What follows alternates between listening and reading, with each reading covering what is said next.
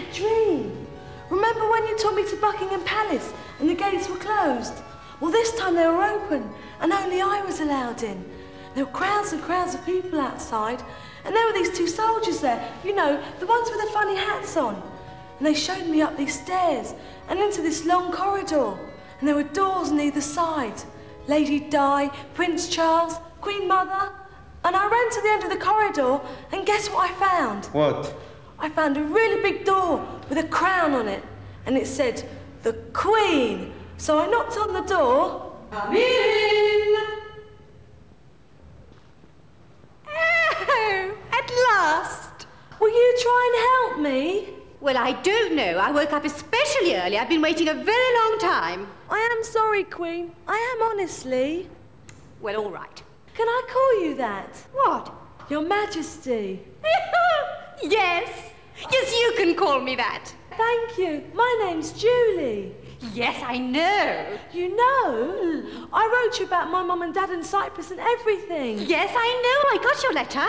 Have you read it yet? Well, no, not yet. Well, shall I tell you about it then? Oh, well, all right. But hop in first. Well, my dad's Greek and my mum's Turkish, and you know Cyprus, well, the Turkish people... Oh, stop! It's all frightfully complicated. I don't understand a word of it. Nor do I. Can you do something? Do something? What do you suggest? Well, can they stay here? Here? Well, not in this room, but here. Well, here in the palace? No, here. Here! You mean in a little corner of my realm? Yes. Yes, why not? Oh, thank you. Well, run along now. I'd better get my beauty sleep. Oh, thank you. Bye. Bye-bye. I am commanded by the Queen to acknowledge your letter of the 24th of April concerning Mr. and Mrs. Nicola. I fear that Her Majesty is unable to intervene in a case of this kind, which is a subject of decision by her Home Office ministers. Nonetheless, I have, in accordance with Her Majesty's instructions, sent a copy of your letter to Mr. Waddington. The couple and the community are very concerned that the fight still continue. Obviously, we'll support them as long as we can. I mean, it depends very much on the couple. I mean, there's a sense in which when you can't go out of a building indefinitely, how long can you put up with that? I have been accused of breaking the law, which in some ways maybe we are, but I would argue that we're not because the doors are open. If the Home Office wish to come in and take them, they're quite at liberty to do so. Wilt thou take this woman to be thy lawful wedded wife? I will. Wilt thou take this man to be thy lawful wedded husband? I will. I now pronounce you man and wife. Those who God hath joined, let no man put asunder. Mr. and Mrs. Kyriakou, can you please accompany me to the station? No, the Queen said they... Julie, come to Mummy, come to Mummy. Come down. Mr. Kyriakou, I do hope you'll come quietly. Sorry about this. I hope it won't take too long. Don't just stand there, do something. It's out of my hands. A social worker may be arranged for the child if necessary. I'll take care of the child. Don't worry, Julie. Everything's going to be all right. I will pray for you.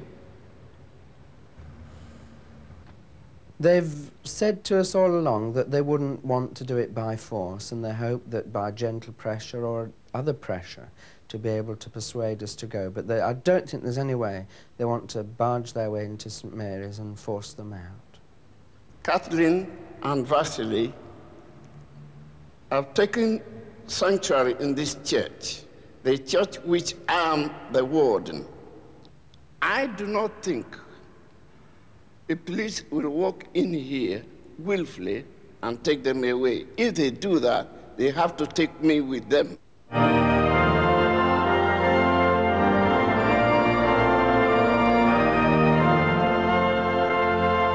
As a Christian, we should be helping other people.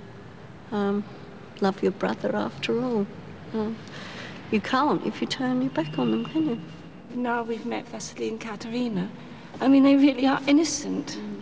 And they just seem to have done everything that other people have done, other Cypriots have done, and they were able to get away with it. They just seem to pick on these two. The Home Office, I think, is quite happy for Vassilis and Katerina to stay here because they are virtually imprisoned here in the church because they cannot get out. It's like being in prison for them with the pressures of not being able to get out and walk around as normal. The Home Office is imprisoning them in this church. It's almost like a siege, that they stay here and remain here until the Home Office sends them home to Cyprus. And I think that that is a tragic thing, that they should remain imprisoned in a church as they are at the moment. 2 officers did come down from the immigration department again to try and persuade Vassilis and Katerina to go with them into what they called a safe place. But they weren't willing to go, and I think they were right not to do. Meanwhile, we went to David Waddington, who's the Minister of State, and he again said no, whereupon we went to Leon Britton. Katerina and Vassilis came to Britain in January 1976, 18 months after the war had taken place. Katerina had been a refugee in Cyprus, and Vassilis had served a short time as a conscript in the Cypriot army.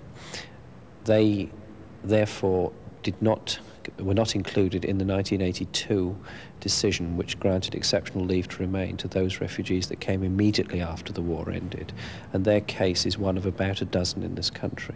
It's very similar. I'm going to be taking the issue up in Parliament again this week and demanding a full and proper debate about the whole situation facing Cypriot refugees in this country. With me today is the Minister of State for the Home Office. Minister, there is a lot of concern about this Cypriot family, Christos and Shengul Kyriakou.